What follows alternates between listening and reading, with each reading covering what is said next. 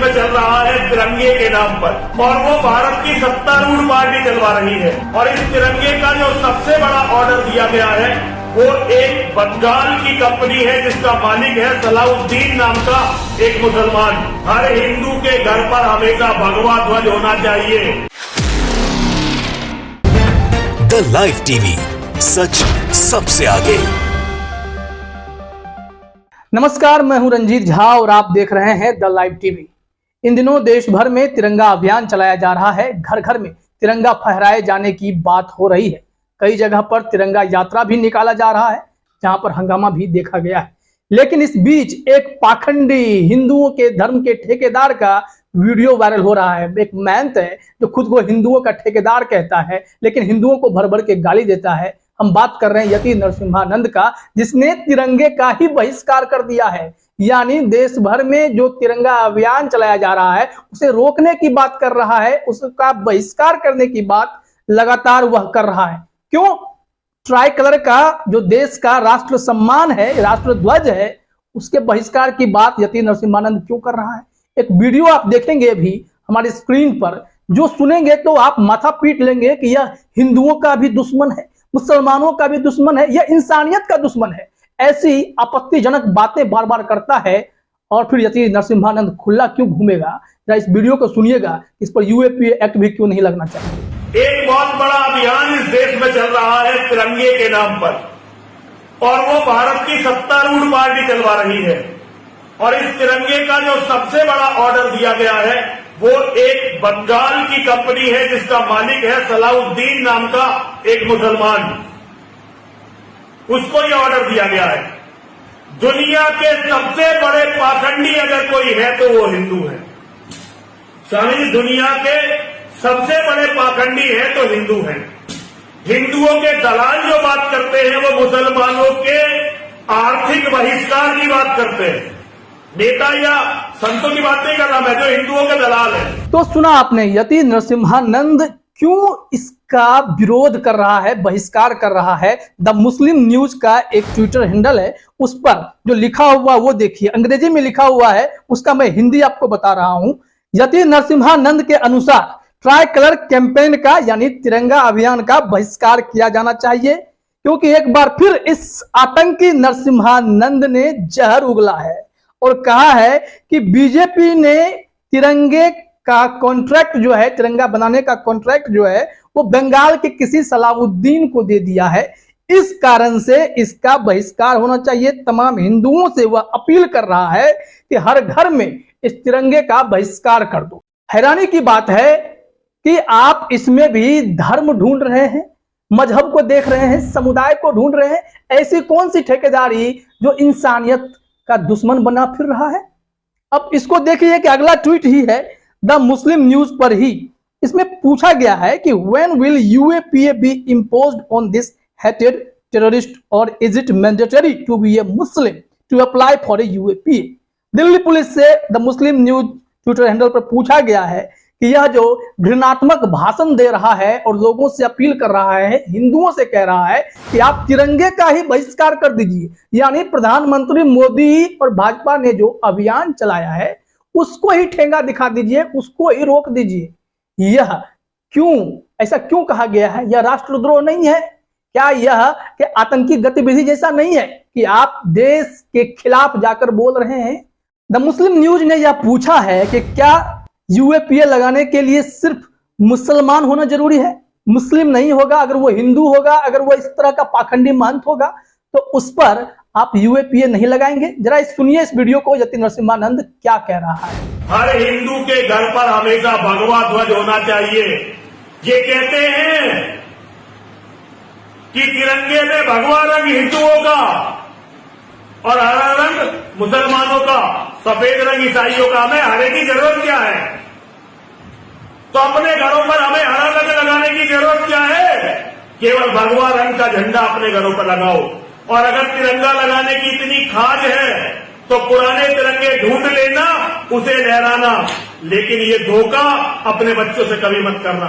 इस अभियान का, इन लोगों का बहिष्कार करना तुम्हारा धार्मिक कर्तव्य है। तो सुना आपने, यति नरसिम्हानंद कितना बड़ा पाखंडी है, इंसानियत का दुश्मन है, मजहब का दुश्मन है।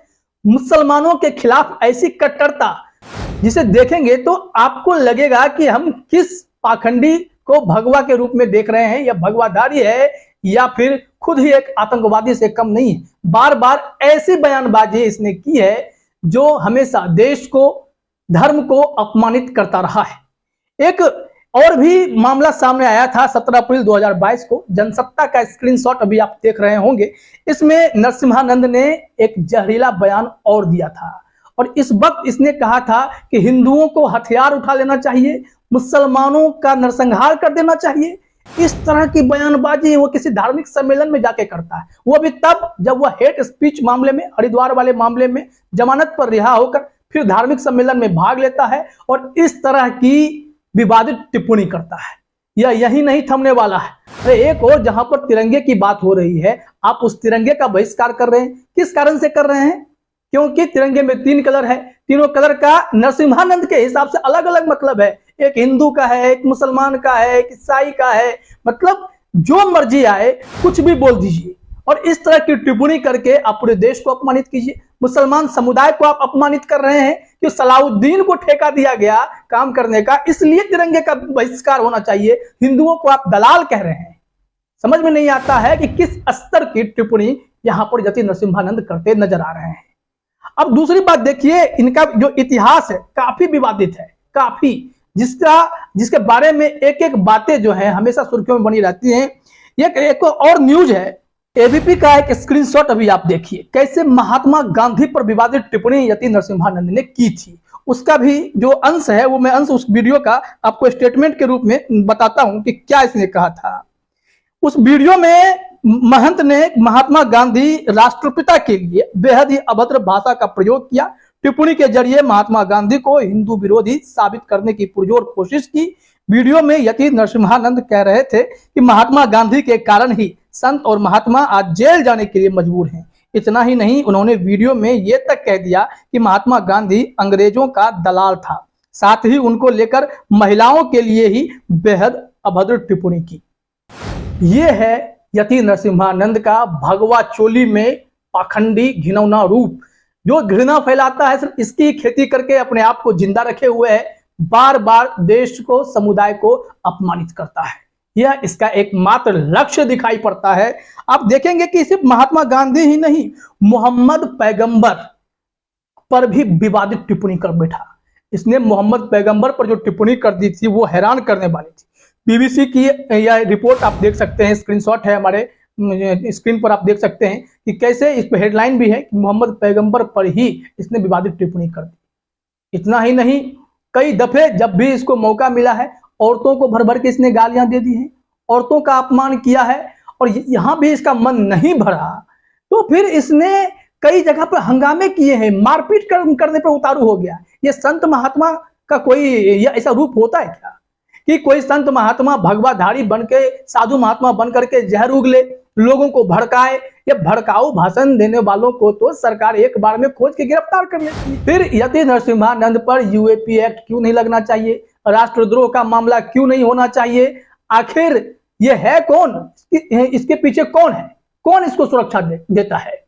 जेल भी जाता है तो तुरंत जमानत पे बाहर आ जाता है। इस बार तो इसे ऐसा अंदर करना चाहिए, क्योंकि इसने नरेंद्र मोदी को भी ठेंगा दिखाया है, तिरंगे का बहिष्कार कर दिया है और तिरंगे का अपमान कर रहा है। यहाँ पर तो लोग 2 लाइन कुछ बोल देते हैं तो लोग जेल चले जाते हैं, तो फिर तिरंगे का अपमान करने वाला जेल के बाहर क्यों रहेगा? इस पर स्पष्टीकरण तो सरकार को भी देना होगा। इसे जेल भेजना ही होगा, क्योंकि यह समाज के लिए खतरा है, समुदायों के लिए खतरा है।